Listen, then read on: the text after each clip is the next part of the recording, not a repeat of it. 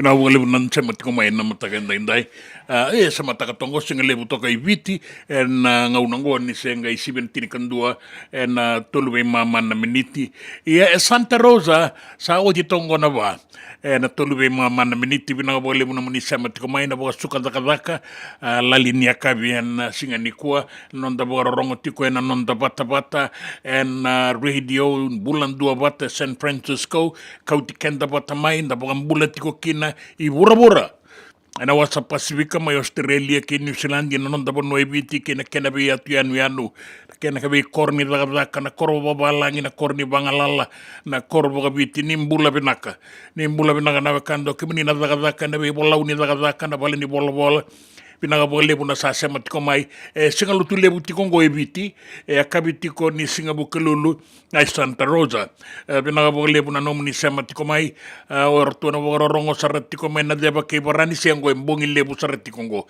baka kina mai mbola tangane be roto na tau rongo mai na Midlands mai mbola tangane gona ngau na randa rongo mai kina sambongi lebu sarat tiko na bonua da mga binabinaga tiko na nduindui ngauna and the tiko kina be bono nduindui and the sema tiko mai kina and anonda bata na singale ni konda bi baga mbulataki da rongo tuku da rongo da na tuku so na ikuri ni tuku Keina non da beba marauta ki tiko ngai ni na radio mbulan dua wata e San Francisco ni kauti kenda wata mai.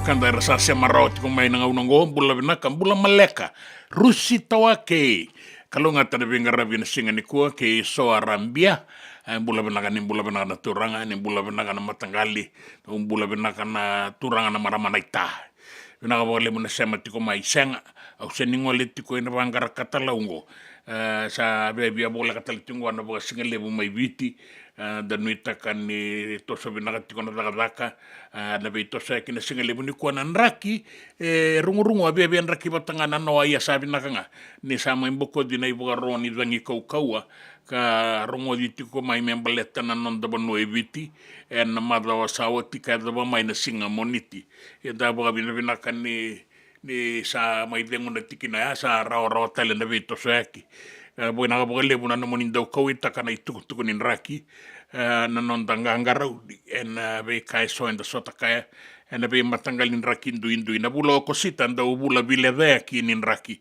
en kene borau en be ambaki kedenga na bakati ko kin gone ka tolu ni bula na bola ni bula bagabiti na bula ko sita Sararoni teikina na ubi, teikina na kumala, me kautikendeni kina singani sudu kena tawaseni ambaki.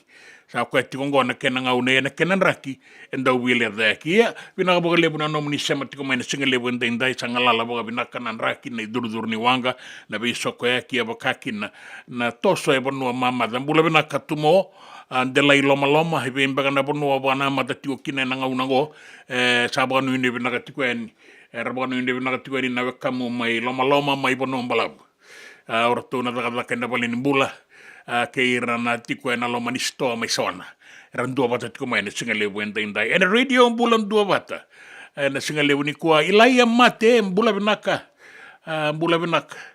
na numa na bubale ni maboa ena maka ena andi karalaini na kei o Abigail on dilia o tuna o nau o mbula binaka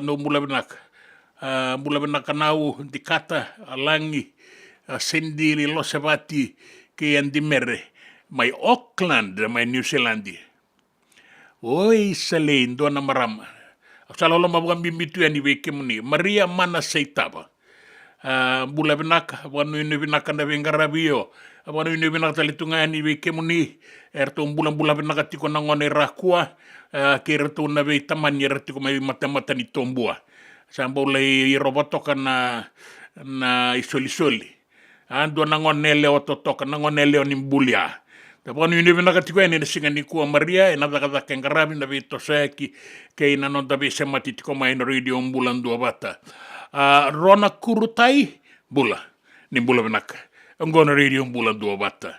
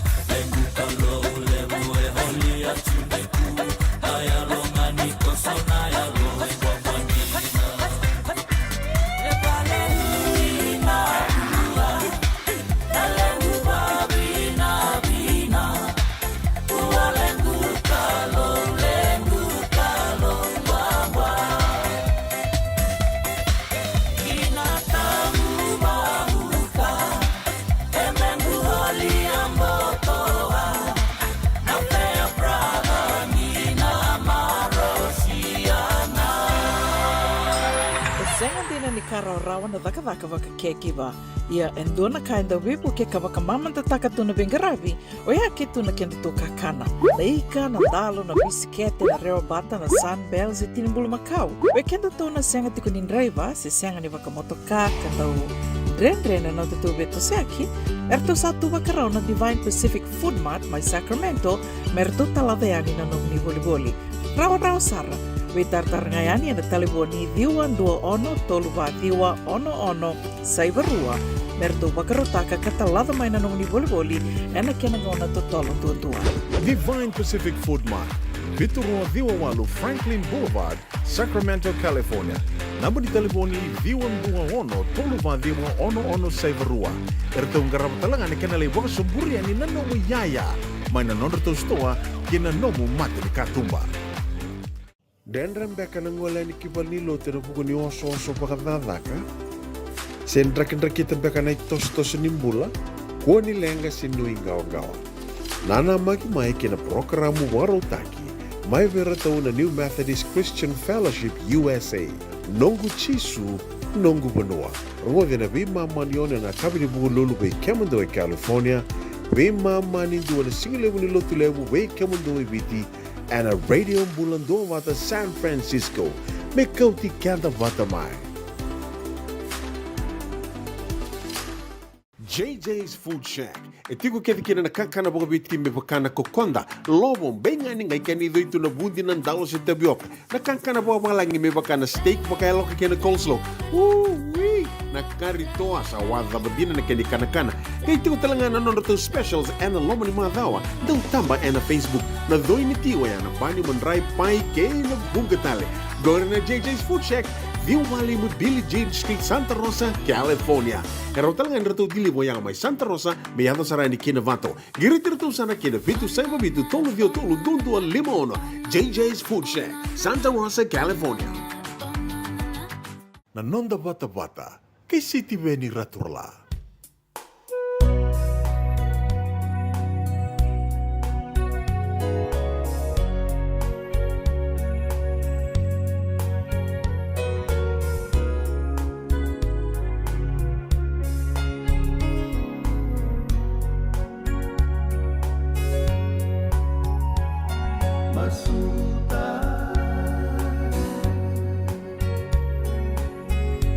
Mona le su talena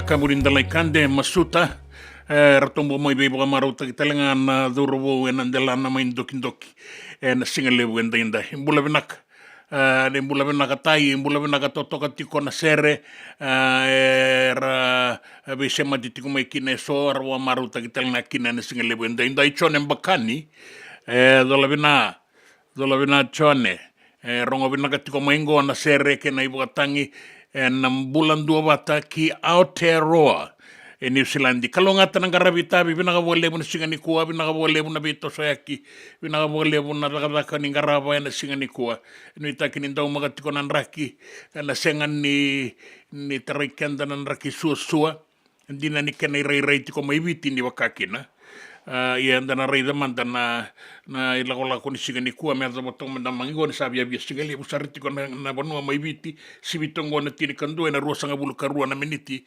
ia ke Santa Rosa sa sibitongo na ba na ruasa ngabulu katulu na miniti saya kabi sa ngau na merto wararo en kina na ilagola na ilagola onda wian rambongi o no aseni loli batakir no na ilagola mersangolean ia randau sema mai ina radio bulan 2 bata bo bina katiko en wali fitu kana bo bina ka be Maria tina indibuki Maria mana seitaba mai warorongo tingango imerke da bo bina ka ni da sema tiko en kina mai bola tangan embongi lebu sar tiko na bonongo ya erayan ratiko eso sona daka en tangaraba na singa so en mbongi so e dengu so e tomanitiko nga na bingara binda boga binda katiko en kina bina boleh salaniata andikawa ni bola bina kana ita kremere rangai nanu mitale tungame na maramana siebiti keira na nasi boga bengwe bina boga lebu na bingara na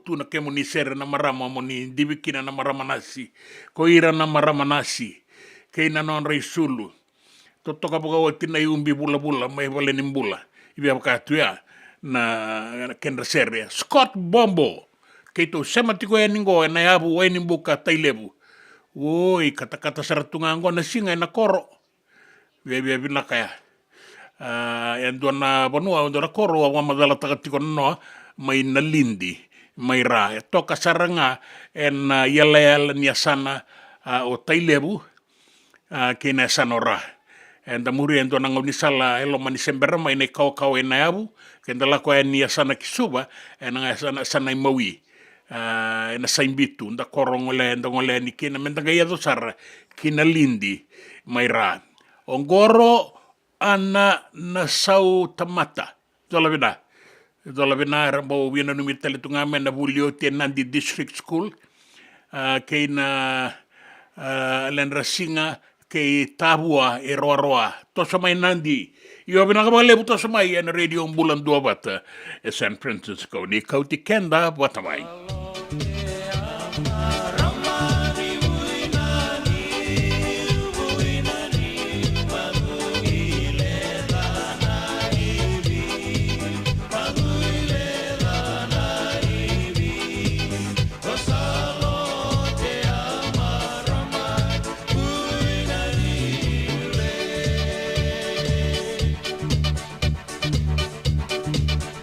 Hey, Vanani, Wanga.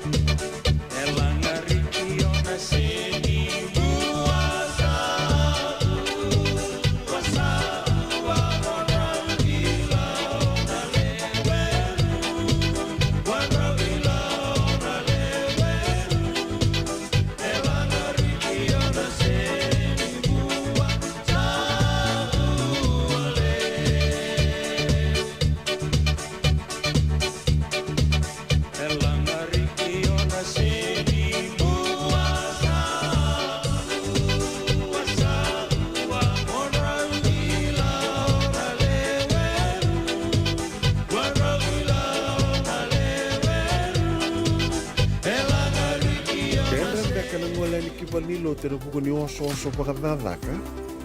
Sen drakin-drakitan beka na tos nimbula. Kua ni lenga sinui ngao-ngawa. Nana maki mai kina programa warotaki.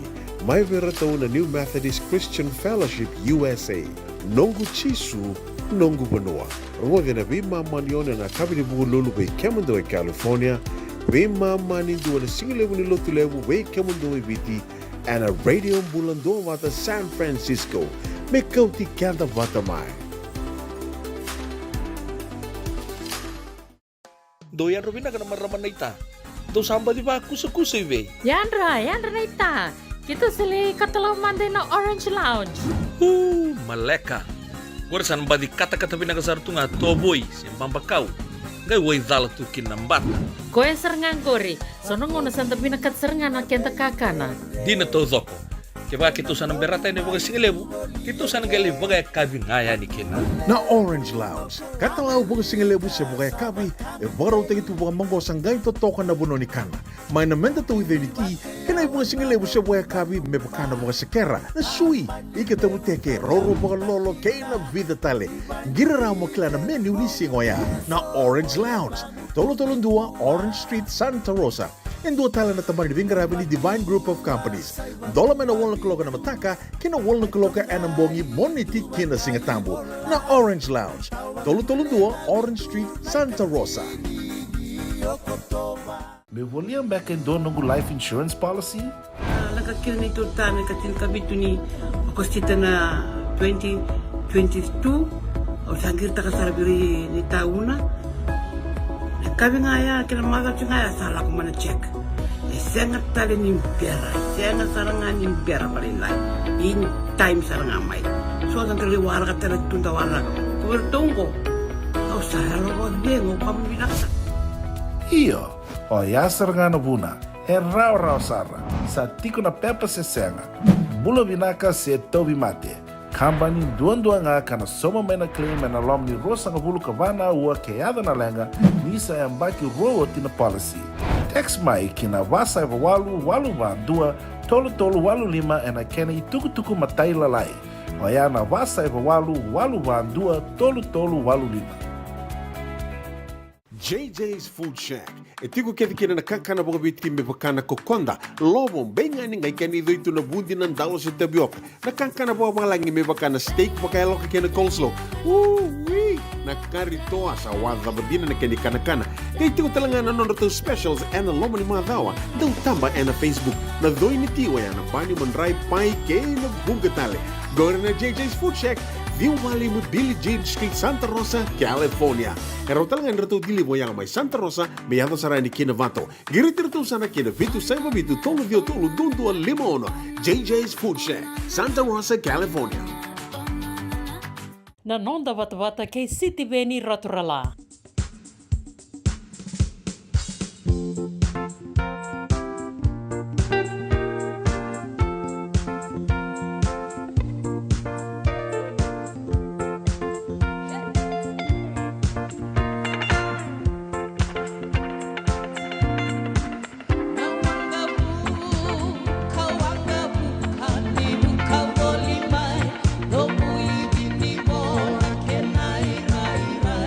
No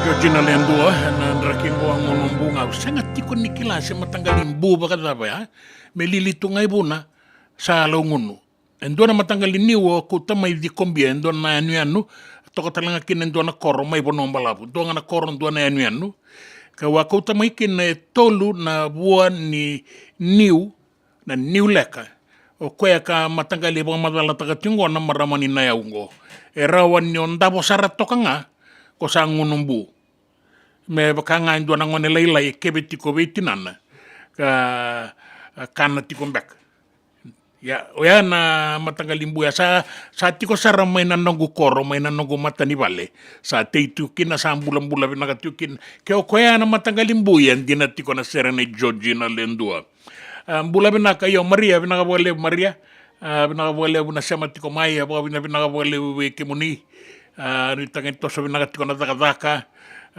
daw makatiko na kenan raki aman ni soro koberata dola binabu ni suwe dola anna bingwara bina singa ni kuwa binakabole Maria binakabole so rangiri tiko mai rataronga tiko mai o Maria ngango Maria ngan iyo na maramanin dere orto na do bingara boli en matambos ni be la ko yakibo no mama na LTA satiko sara mai mereke na ngauna gonta bukan ni be nagatiko bua ya ni oti sara ngame ni tukutuku ni Maria sa ambasika mai endua tele na tukutuku mai na mata ni Tomboa Street Angela mana seitaba bukan dola tiko ngamai gela dola bina bukan ni bina kan bulan-bulan tiko na baba na nonton baba ngori na baba ni bulia mai kandabo ni takan rong bulan-bulan bina tiko na bitinani ni melo tembola anaita buno luila kemba bina ka lebu ni bula na sea master to bukan ni bina tiko mai na leweni wangango buno luila kemba naoba tunga isara bukan numbek na kanda so na singa lebu ni kuwa na lebu luila kemba na sema tiko mai nui takin singa bina ni bengara bibi kemuni ni kuwa ni ile sali bobo le katongo na tini karua sangau na menta samba di ba kambian nikin o ka ngara ba kambi wangango nang gingining gulang-gulara tingore na makete mai suba labe timbale suba bina ka bole mo na bin mi kemuni na bole mo na no muni bina no mi torika bukan bulat talitiko ngamai na tukuka ya kabitiko ni singa bukelulu mai kain daw magatiko nan raki ebitim bula binakatiko na dangi ka daw magatunan raki sanganin raki suasua daw binabinaka to kay tiko may nayabu daw magatunan raki na no munibon no ebiti binakabugale busara daw magatalengan na takada binakabugale bu nabi wekani kena sema tiko mai na radio bulam dua bata San Francisco ni kauti kenda bata mai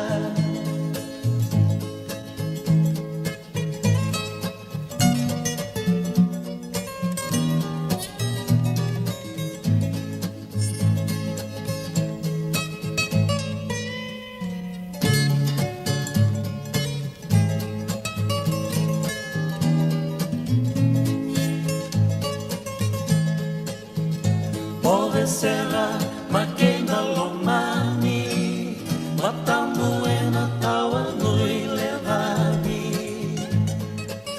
kalau ngata nomu bei yang baki lolo malebu mai beseni ansi kalau ngata nomu bei yang baki Nonggoy talano ang embau ramut Ngalatanan ang korondongoni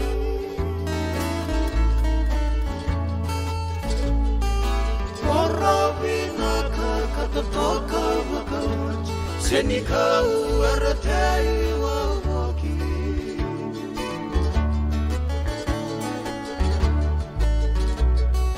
Korabina ka ni koto Pabalita na senikau e bunga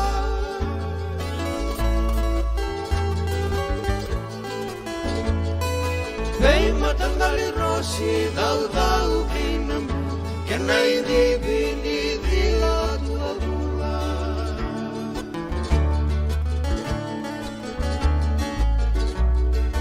Rara-rani gitu embalabu karara Toto sana na balanianra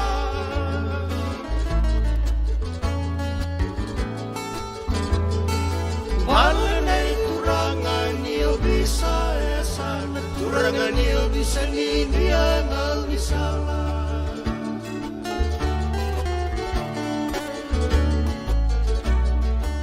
Isalay na soba ng mga una sayang Nananamu aranramu kagaga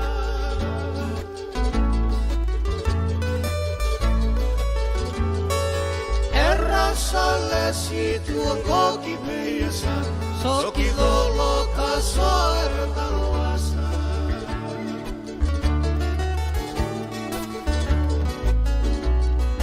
Isalay na sobang natawang ulagang Enanomu susungiyamu pagkabinaka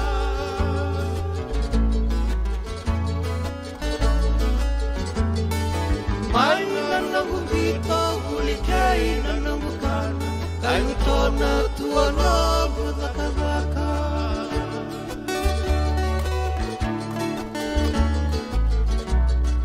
So mga una Niyo daw yung nasigi Ay tumburi ang koto naliliwa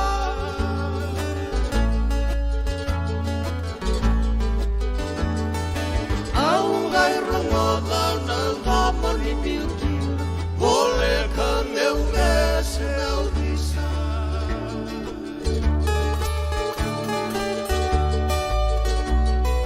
Jini sa kamandanan Nonggoy talaga Tumalan na ito'y laloma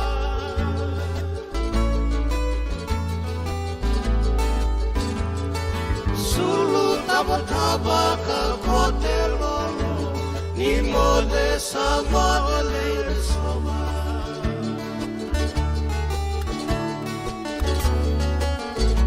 Lima soba ng rosi Hanggang dibi katuan na may nuagi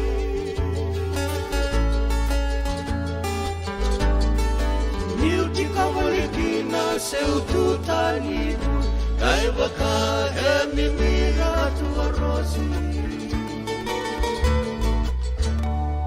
JJ's Food Shack. E tigo ke dikina na kakana boga bitki me bakana kokonda. Lobo benga ni ngai kani do itu na bundi nan dalo se tabiok. Na kakana boga malangi me bakana steak baka loka kena coleslaw. Wee na karitoa sa wadha badina na kani kana. Kay tigo talanga na nono to specials and the lomo ni mga dawa. Daw tamba na Facebook. Na doi ni tiwa ya na bani manray pai kay na bungatale. Gora na JJ's Food Shack. Viu Valley mo Billy Jean Street, Santa Rosa, California. Karo talagang rato dili mo yang may Santa Rosa, may ato saray ni Kinavato. Giritirto sana kina Vitu Saiba Vitu Tolo Dio Tolo Dundu Limon. JJ's Food Shack, Santa Rosa, California. Me volían back in doon ng life insurance policy? kakil ni tutame katil kabitu ni okostita na 2022 o sangir takasarabiri ni tauna kabi ngaya kila maga ngaya salah ko mana check sengat tali ni bera sengat sarangan ni bera palilai in time sarangan mai so ang kali warga tala tunda warga ko tunggo o sayalo ko dengo kamu binasa Iyo, o yasar ngana buna, rau sara, sa tiko na pepa se senga, bula binaka se tobi mate, kambani duan nga kana soma mena claim na lom ni rosa nga bulu kavana ua keada na lenga, nisa yang baki rowo tina policy. Text mai kina wasa eva walu dua, tolu walu lima ena kena tuku matai lalai. O ya na wasa eva walu dua, tolu walu lima. Doyan Robina kana maraman na ita. Do samba di ba kusa iwe. Yandra na ita. Kita sili katalaw mande na Orange Lounge. Maleka. Warasan ba di kata-kata pinakasartunga toboy siyang pambakaw. Ngay way dala tukin ng bata. Koe serangan kori. Sono ngono santa pinakat serangan na kenta kakana. Di na to zoko. Kaya kitusan ng berata ni baga singalebu. Kitusan ng gali baga kabi ngaya ni kina. Na Orange Lounge, katalaw buka singalebu sa bukaya kabi, baraw tayo ito buka manggosang gayon totokan na buno ni kana. May namenda to identity, kanay buka singalebu sa bukaya kabi, may baka na buka sa kera, na sui, ikatabuteke, roro buka lolo, kaya na vida tale. Giraraw mo kila na menu ni singoya, na Orange Lounge, tolo-tolong dua, Orange Street, Santa Rosa. Yang dua tala na tamang ni Bingarabi ni Divine Group of Companies. Dola may nawal na kaloka na mataka, kinawal na kaloka anambongi moniti kina singatambo na Orange Lounge. Tolo-tolong dua, Orange Street, Santa Rosa. Sengan dina ni kara rawan na daka waka kekiba. Ia endona kainda wipu ke kawaka mamanta taka tuna bengarabi. O ya ke tuna kenda to kakana. Leika na dalo na bisikete na reo bata na sunbells e tinimbulu makau. O kenda to na senga tiko ni driver se senga ni waka motoka kanda u dren na tutu beto seki. Erto satu wakarao na Divine Pacific Food Mart mai Sacramento. Merto taladeani na nung ni boli-boli. Rawa sara. Witartar ngayani na taliboni diwan 21 saibarua merto bakarotaka katalada may nanong ni boli-boli ena kenangona totolo tutua. Divine Pacific Food Mart, Viturua Diwawalu Franklin Boulevard, Sacramento, California. Namba di taliboni diwan 21 saibarua. Erto ngarap talangan ikanali waka suburi ani nanong yaya. May nanon rito stoa kinanomu mati ni katumba. Nanonda wata-wata kay sitiweni raturala.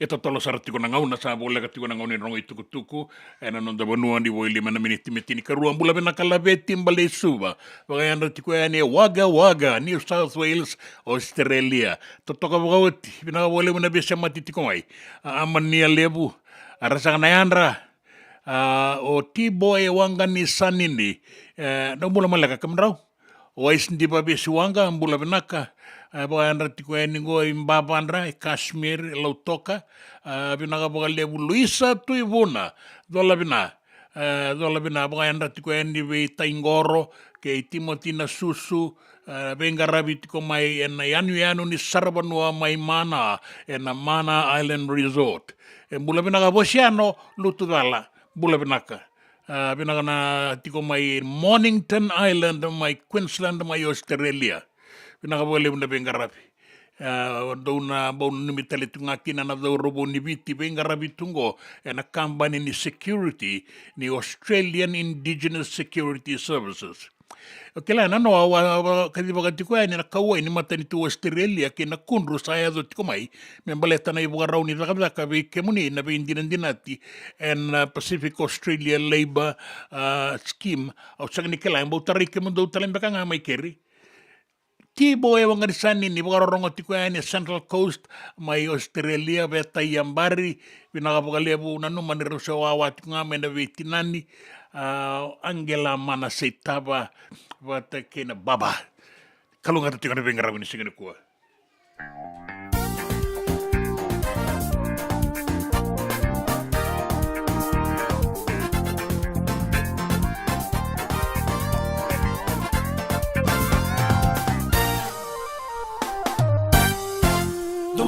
Sere me bakatangi go so sombo elelei na kenambula bula au nanu makina na tawasi ni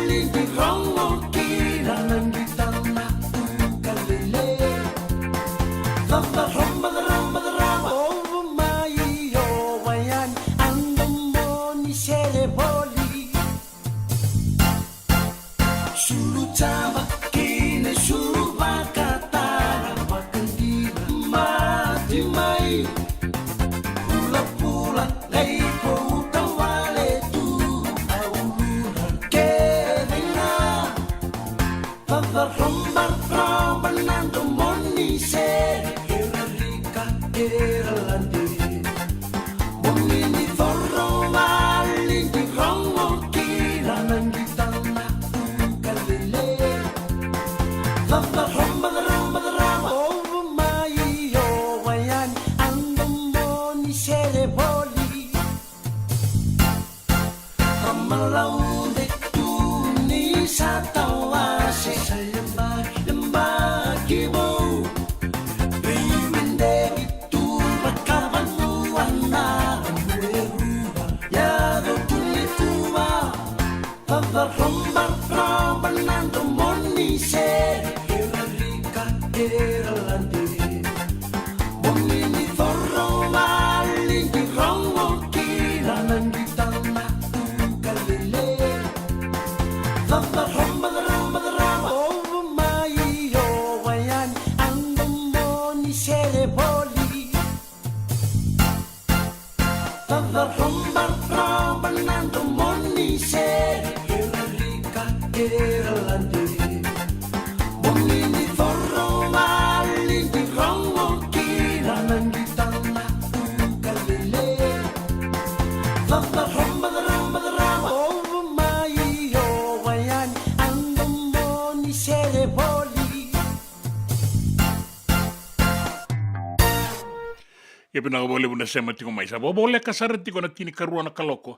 Ureida tongoa na itukutuku e na nonda vanua e ka tiko na minista ni Marama, Linda Tambuya, me sa kaulesu tale mai nei totongi kuna e viti.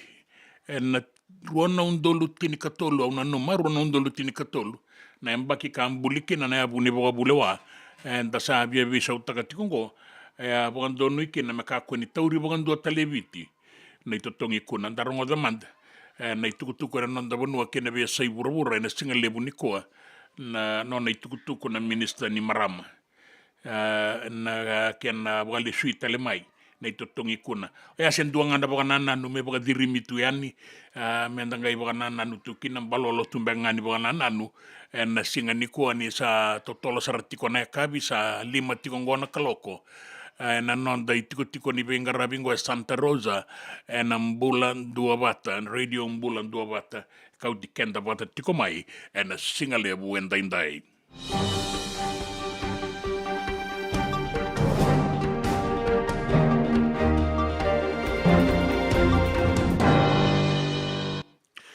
e baraitaka na minista ni Marama Olinda Tambuya ni sarere ngau na me tauriwa ke tale mandakina nei totongi kuna veira era kunei karawalai walawa e na voli taki se na vei kauyaki ni wainganga ni vei wanga mateni taki. E kaya o Tambuya ni sarere ngau nango me tauriwa ke tale kina e na buku ni vei kasaya do tiko e na nonda vanua e na lebu ni wainganga sa duruma tiko mai na nonda vanua o ira era voli taka ke ira vei kauiaka tiko e na nonda vanua. Sabaka e ngata ki tiko o viti me ndua na itini ni wainganga ni vei wakamateni taki e na Pasifika. E ato mai viti sangai mai vei soliaki ani ka vei wotayaki kina vei vanua tale so. E na buku ni tiki nango e ka kina na minista me sa tauriwa ki tale manda nei totongi kuna. Ande nangai ngangarau ni rake kina baka binaka. Ka senga ni baka yanga taka baka vei Italia na ngalala i 2 weekenda. E na vei kainda da kaba wili kina na voli taki se vei kauyaki ni wainganga ni vei wamateni taki. E baka reita ki mai ana i tiko ni vei ngarabi ni matani tu mai na esa na vuoliku ke na esa baka ra e viti lebu ni ndasa e adoba tiko maingo e ndua na ngau na ka kauaitaki baka lebu kina na mendawai ni sa lutu somu saratiko baka totolo. E baka reita ka mai na matambo se ngaraba na wai e na nonda vanua na Water Authority of Fiji ni sa edo tiko mai na itukutuku baka kina mai na vei kornivuli na iwe tiko ni matanitu ni vengaravi embaleta na ituvaki ni mendawai na ngaunango ni sa lutu somu saratiko wakatotolo na esa mai wakaki lautoka kei nandi na esa wakara ia mai lautoka kei rakiraki se tiko na wai ia sa edo toka endo na kena i wakatangende ka ririko taki nde na senga ni we rauti kei kenda na i wakasoni wai mai waturu sa tiko sarera na lebu ni wai tombu na rao tiko na ngaunango mai na buoliku mai wai ni koro kei bunika wakareita ki mai ni isa hedo watalitunga mai na ngaunan rendre me mani ni takikina na mendawai ni sa senga ni we rauti na kena endangarabi tiko kina na ngaunango wakambimbi na esa sa mai mbenau bata ke na vei wanoa bole kata. Mai na iwa soni wai, mai na salasala, wakareita ki mai ni sa edo watalitunga endo na iwa tangende da riva mbitak na menda wai. Ia mai tamabua, na iwa soni wai mai tamabua, wakareita ki mai kina ni sandre kasaratok. Na ituvaki ni wakasoni wai mai tamabua na ngaunango kaririko taki na wai da vei wotayaka na iwasawase na toka lauke na iwasawase loma na nonda wanua mai witi. Kinangito, sa sanganindua na timi nga itu wakasuka na ngaunango era sa ambole keditiko nga veira era sa ito wata ni final mera na vingen rabu na singa warawaingo na HFC Bank Stadium suba.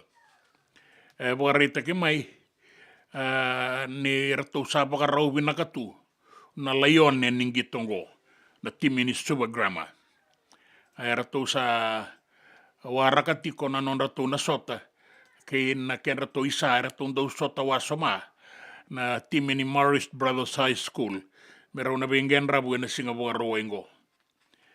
Korni bulingo aro sanga sutin daw veriti yan ang gito na rakabi. Yan ang kailaw Raymanda na wakarawai. Ka rasa baka nuyunuiti ko na bulioti na itumbu-tumbu kay iraran daw vito ko ni. En buku ni sota-sota sa manidaba na singa wakarawingo. O grandma, ay abakan rukay Queen Victoria School na kay tulo sanga bulu kalima, ruwa sanga bulu kandua, na semifinal, na mua ni madawa sawati. Ka sa wakarita ka tiko may sanga nindo na kaya na tawa ay matan.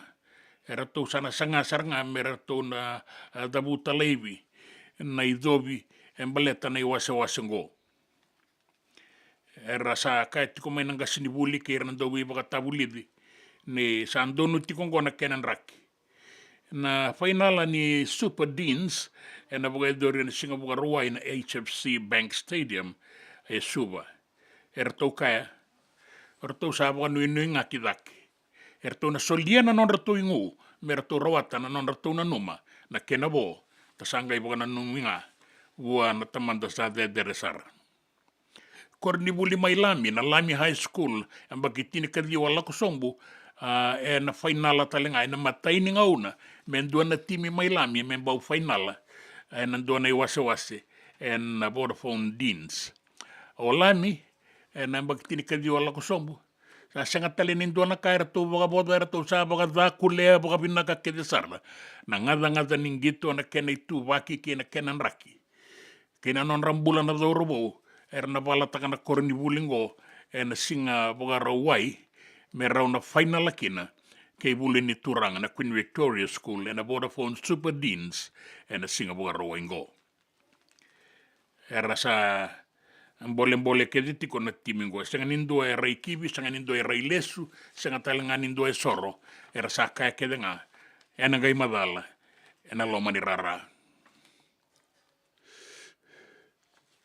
Bagarita kimay ni tuko-tuko may nabiya sa ibura-bura ni matambos ka ang garaba ng bula na WHO na matambos ka ibura-bura ni namate saya tu tiko maingo na mpox na monkeypox na kan ramate na mange sengan ni tautau wata ki na COVID-19. En dinanga ni sa solitiko ni na ibaro sanggang garau ni tiku kina na tambanan ni bulan na mata ni tu mai na bualiku bakakina mai Europe na nonra sasanga me ba kaum boka tagi totolo na matingo ni berninga itete kina be bunu atale soe burabura era bogara itaka mai ni manu ni matingo era ni dewa sarra boka totolo na bonu enda tiko bio so tikina se na be bonu enda be taratara boka ka kina na raka se nangito se na matangali songo tale so bogara itaka mai na matambose kangaraba na World Health Organization ni sa nondono minta sanggang garau ni nang unang gua lebih matani tu na pura-pura na kena tete na matengo na monkeypox. Anraki dau makana kena na itu ba kena biatu tu ba tangan noa malumo sarto kanan raki sanganin dua na ibu roni dangi kau endei kangalala boga binakana idur ni wanga na nonda be imbarabi rauni tau wanga una nauda o tulolo anan raki na sona ngauna na esa mainan ronga nandi bota ke lotoka kauta sombo mai ki nabua ke na mosi boga kina na korturanga suba na sana o tailebu na boliku ke tailebu na sana ora mai raki ke na sana tolu mai na boliku the kaundro ben bua ke maduata na numinga ni nondono menda boga rautu na buku ni raki enta sota kait di kondina nga ninda masula ka kiditi ko me binaka nan raki me rawa ni boga doriki na boga binaka na inaki na mua ni madawa agora ni tukutuku na nonda banua na tukutuku na bia sai bura na tukutuku ni geto kei nan raki na nonda vata ke siti veni raturala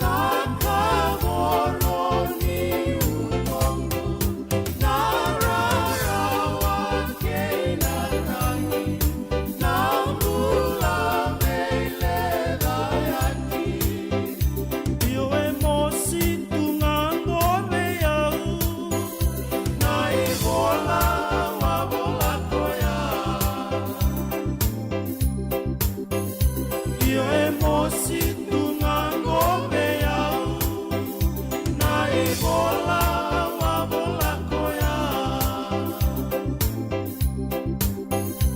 io emosi tungangome yau na ibola wabola koya Ela muna ngau na nalepo ni nondo soso enda sa senga sarangan nikla na dabu menda baka talau taka buka singi lewu taka siapa kaya kapitak ne ka kuni lo malenga sa tipin dono munua e rauni buka dingo ikimuni wayana JJ's Food Shack Santa Rosa California na vei matangali kaka na tigina me bakana karitoa waraisi na lobo palusami na buwaka na kaiwa soso na dalo na toa na kokonda baingani kena gamure na kaka na buwa malang me bakana steak gai bakaya loka tabioka kena coleslaw surua tatni kailangan ko na kena pie ng bani kay na manray oyana JJ's Food Shack Santa Rosa, California. E rosarangan no direct message virtual giringa kina bitu sa bitu tolo dio tolo dondo limono se onga wale sarangali to miku mai na nomota e na dio maluma Billy Street oya e Santa Rosa, California. E rawatalangan ni rutuli dilibutakan ni kemu katalo wasing lebu sa wanga kabi ya mai Santa Rosa, Kinavato. JJ's Food Shack, Santa Rosa, California. Me volia back in dono life insurance policy? Nakakira na ito tani katil kabitu ni kostita na 2022 o sangir ta kasarabiri ni tauna kabi nga ya kila maga nga ya sala ko mana check e senga tali ni impera senga saranga ni impera malinlay in time saranga mai so ang tali wala ka tala tunda wala ko tongo o sala lo bengo pamina Iyo, o yasar nga na buna, e rau sarra, sa tiko na pepa se senga, bula binaka se tobi mate, kambani duan-dua nga kana soma mena claim na lom ni rosa nga bulu kavana ua keada na lenga, nisa e mbaki roa tina policy. Text mai kina wasa e walu ba dua, tolu walu lima e na kena i tuku matai lalai. O ya na wasa e walu ba dua, tolu walu lima. Doyan Robina ka naman raman na ita. Do samba di ba kusa-kusa iwe? Yandra na ita. Kita sili katalaw mande na Orange Lounge. Maleka. Gurasan ba di kata-kata pinakasarto nga toboy, simbang bakaw. Ngay way dala tu kinambata. Koe serengan kori. Sono ngono santa pinakat serengan na kenta kakana. Di na to doko. Kaya kito sa nang berata ni baga singilebu, kito sa nang gali baga kabi ngaya ni kina. Na Orange Lounge, katalaw baga singilebu siya baga kabi, e baraw tayo ito baga manggo sanggay totokan na buno ni kana. May namenda to with niti, kanay baga singilebu siya baga kabi, may baka na baga sakera, na sui, ikatabuteke, roro baga lolo, kay na vida tale. Giraraw mo kila na menu ni singoya, na Orange Lounge, tolo-tolong dua, Orange Street, Santa Rosa. Ang dua tala na tamang nibingarabi ni Divine Group of Companies. Dola man na walang kaloka na mataka, kina walang kaloka anambongi moniti kina singatambo na Orange Lounge. Tolo-tolong dua, Orange Street, Santa Rosa. Dendram beka nang wala ni kibal ni lote na buko ni oso-oso pakadadaka. Sendrak-drakitan beka na itos-tos nimbula, kuha ni lenga sinuingaw-gawa. Nana magi-may kina programo waraw taki. May veratao na New Methodist Christian Fellowship USA. Nongu Chisu, Nongu Banua. Ruwaga na bimamani yon na kabini buko lulu bay Kemando ay California. Bimamani duwa na singilebu ni lotulebu bay Kemando ay Biti. And a radio bulan doon wata San Francisco. May kauti kanta wata mai.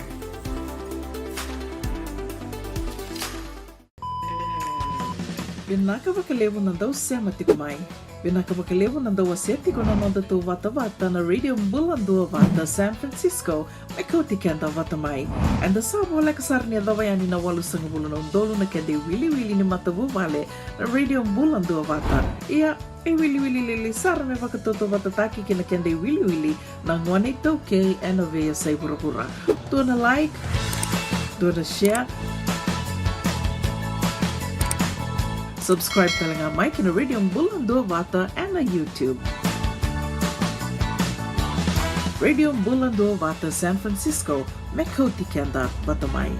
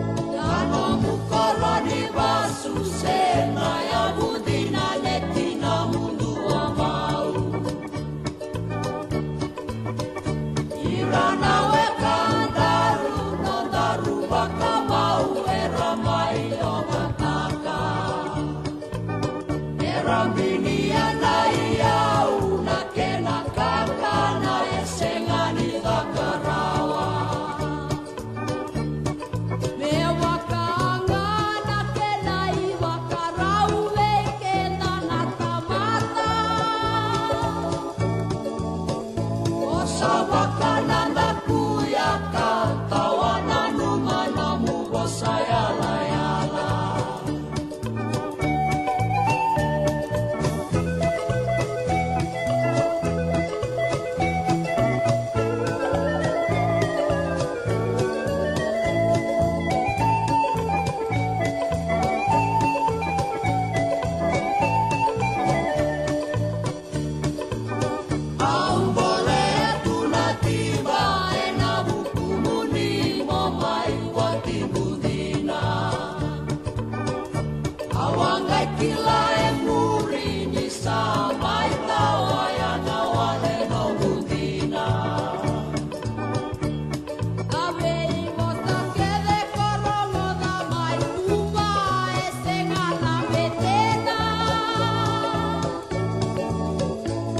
Sawakananda kuyaka tawana numana mugo sayala yala. Ano mute makiau osenga nikila nikosana kitarawa. Uini dobui emai kuita kalesu nongu seni lema.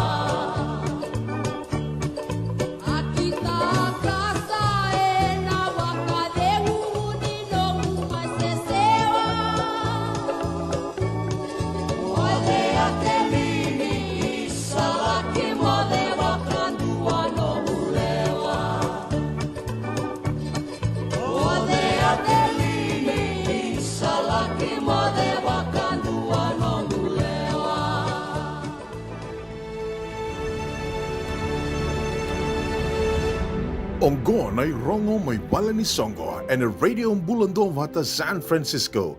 Mekauti kanda vata mai. Na Songo ni singa ki tai levu, ana namu ni so levu, na bagai dore ni katulu sanga bulu kandua ni singa ni bulango kosita, na bagai dore tiko na rua, 256 Griffin Avenue, Santa Rosa, California, 2552. Kei na Songo ni wana numi ni ambakin rau ni kornibuli na ratu kanda bulevu school. Na bagai dore ni katini katulu ni September. O ya maina 5 na kaloko kina tini kandua.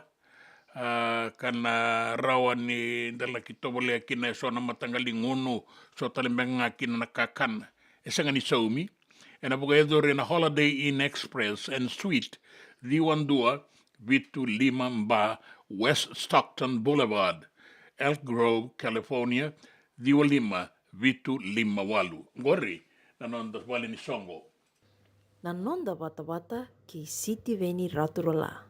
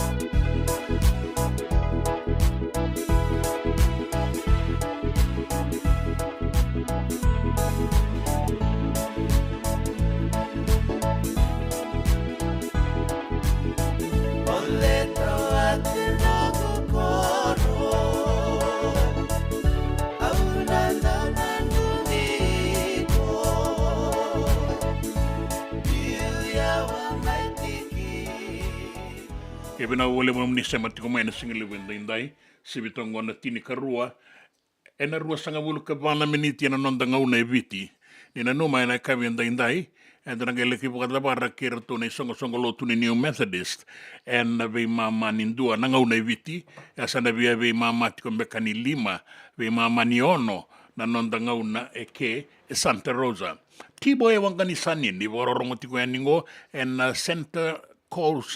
Center's Coast bina walebu na sama tiko mai Australia veta yambari dola bina maya sa bonu ni bina tuya tina bingora vita vi serene mboto we lolo mayati ana teda mi usambula sia sa rongo sia tina sere oi ye bina mulo alipate tangindungo bina walebu na nomundo warongo tiko mai na baga lesi baga matani tu mai korowo ngonga na district office e Kurowo bina bagalev ai leiti a lela sela o sanga ni taura bina kana ya dango na roni u vakasa mataka manda bola tiko mai ko warorongo tiko ya ningo UK na ngau na viti ni sa bola katora bi mama ni tini karua ni singalebu ni singalutu lebu ka bola katiko na bi mama ni lima e Santa Rosa ko sa lambong lebu sarati ngangu sa na bi o tina karua se o tina bi mama nindua mai bola tanga ni bina bole una sema tiko mai o da buta tiko ndo na ya dango ilaiti alela sera e tuna tiko mo ko usanga ni ngwela da bana no muni veli utakibinaka e na kena tau ya bu nambula FM ndua na ilaiti o kilani aduruma ina ngauna ya nambula FM o ilaiti a seki na irai raondo la bole mai ke mosindonu ian deo kwembe kaya sabo ni ni bina kanga ni wiki muni soko na ia raunga dola bina tumbuya yo kalandi ngoi ni silandi balabu na ngauna ndanga e sota ndanga i rongo di tale ia bina bole o ana terra endua e saumatiko mai na nomu ni batataro kena nomu ni tuku bango na kai tukuna ni oni tukuna mai sambula sia rongo sia tina sere o Wilfred Bono e kai tiko mai ana teta rongo si angao iko ambau yawa ya mi sambula sia rongo si atina sere bina bole na no ni bole suit como ena tuku kena bo nui and singa lebu and the radio bulan dua vata e San Francisco e kauti kenda vata mai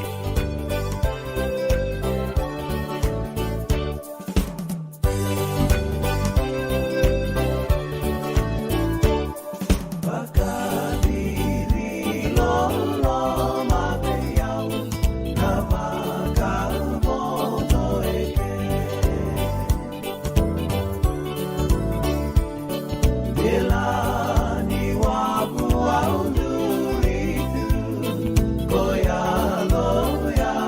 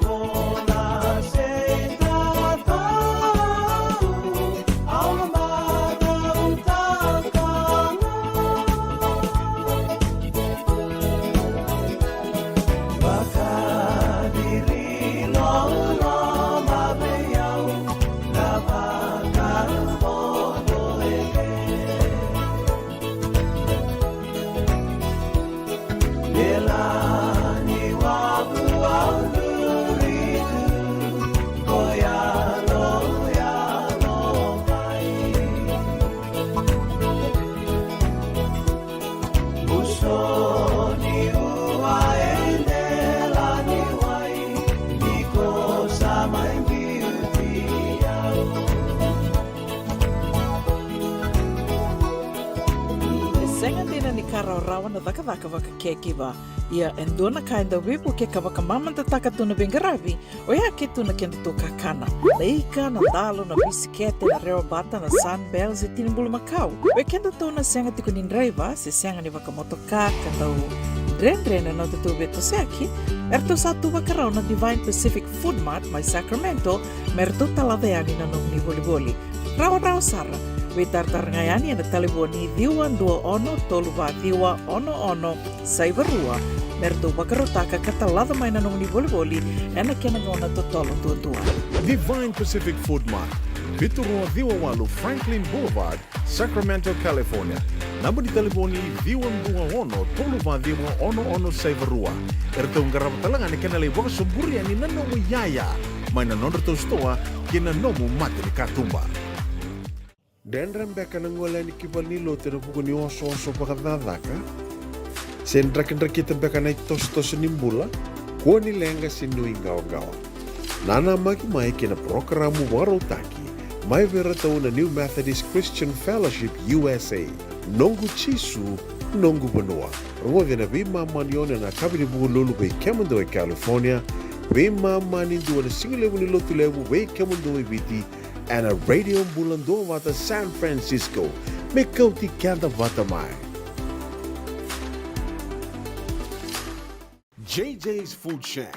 E tiku kete kina na kakana boka biti me pakana kokonda. Lobo benga ni ngai kani doitu na bundi nan dalo sa tabioka. Na kakana boka malangi me pakana steak pakaya loka kina coleslaw. Woo-wee! Na karitoa sa wadha badina na kani kana. Kaya tiku talanga na nono specials and na loma ni mga dawa. Daw tamba na Facebook. Na doi ni tiwa ya na pani mandray pai kaya na bungatale. Go na JJ's Food Shack. Viu Valley mo Billy Jane Street, Santa Rosa, California.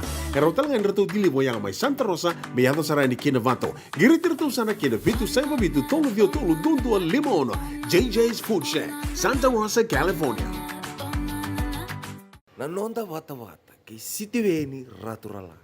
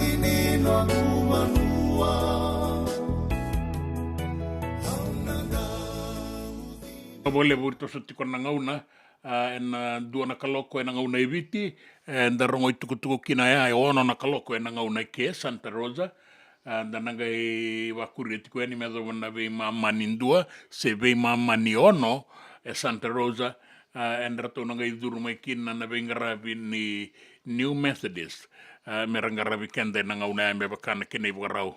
Binaga bole bu merendani magun, bula binaka matangali, lave timbale suba, me rambau botaiki na nei wase Australia, tambadagada ko Northern Territory, tambadagada ko Canberra, tambadagada ko Sereneke, na tambadagada ko Griffith, ta tiga butungo na non rasa ngoleti ko mai.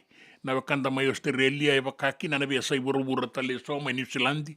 O era tiko e ningo Amerika, sa tiga butoso tiko e ningo rikisuba, me mbaleta na langa sere, ni inonda konverendi ni ambaki 5 sangabulu ono sangabulu ambaki ono sangabulu nda bwana numatingo ni konverendi ni lotu esele eviti ke rotuma era sangoleti ko mengo me da mai marau takabata na nonda tungala la ambaki ono sangabulu binaga bole buna radio mbulando bata Veronica Galovaki bulabinaka muni mai Benalla Shepperton Victoria, mai Australia, binaka bogalebu, binaka na bengarabi, iya binaka na sere, me bedu rumah kita kaya ni, merani rauti kenda kede.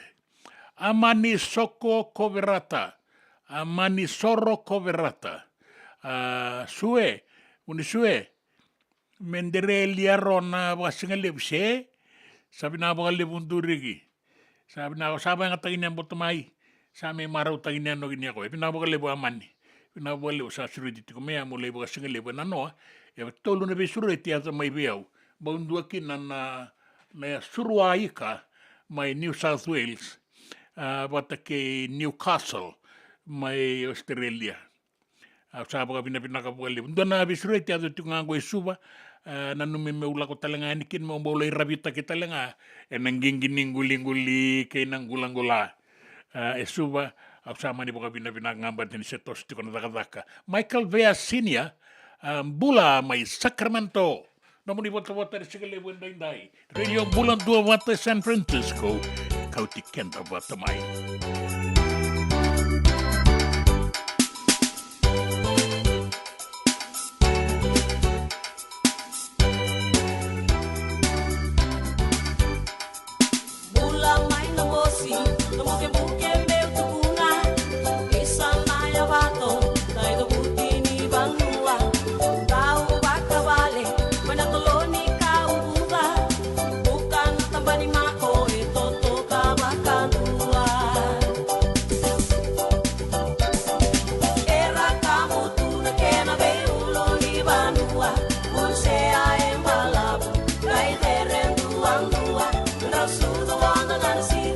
Go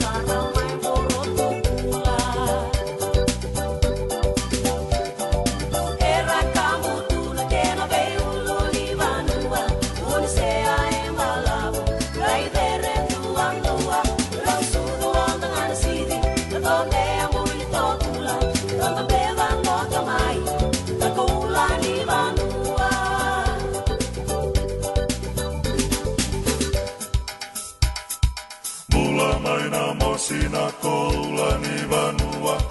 Era kambutu na kena veiulu ni vanua. Isana ya vato vaka vale tolo ni kaubuda. Unisea e de renga i toto kavaka.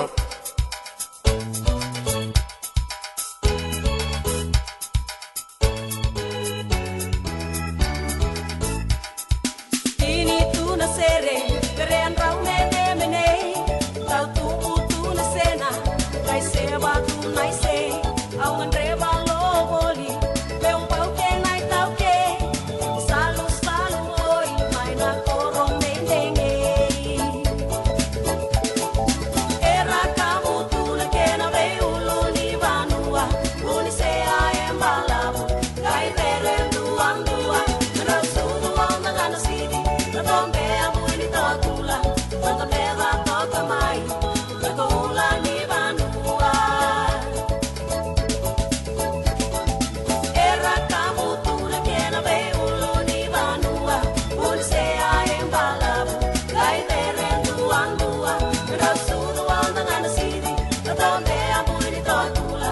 Na meva toka mai, na koula ni vanua.